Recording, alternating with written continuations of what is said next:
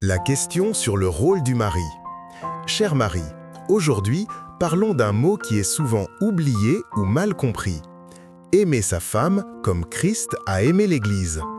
C'est une belle phrase, mais aussi un immense appel. Alors posons la vraie question.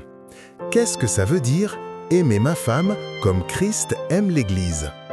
Est-ce juste pourvoir aux besoins du foyer? Ou est-ce un amour plus profond, plus spirituel, plus sacrificiel?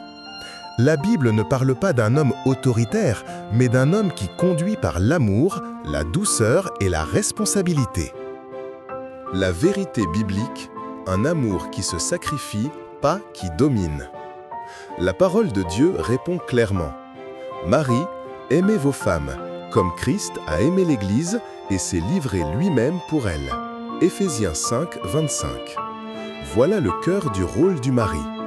Aimer, ici, ce n'est pas contrôler, ni commander, c'est se donner, comme Jésus s'est donné pour nous, avec patience, grâce et compassion.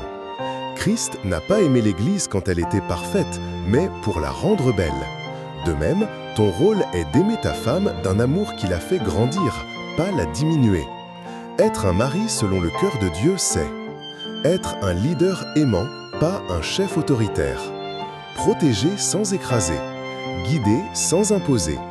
Écouter avant de parler. Quand tu choisis d'aimer comme Christ, tu invites Dieu à régner dans ton foyer. L'application. Comment vivre cela aujourd'hui? Voici 2 manières concrètes de manifester cet amour biblique. 1. Aime avec des actes, pas seulement des mots.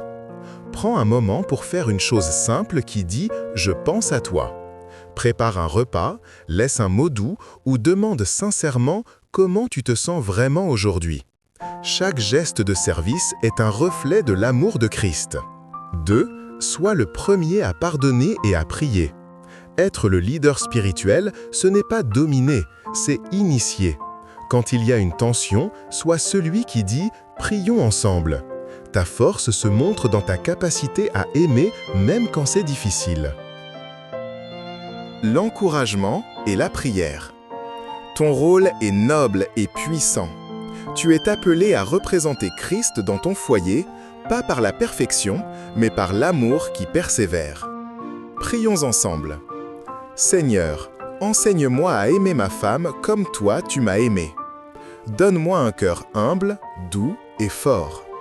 Aide-moi à être un mari qui élève, protège et conduit avec amour. Amen. Souviens-toi, être un mari selon Dieu, ce n'est pas avoir le dernier mot, c'est être le premier à aimer, à servir et à pardonner.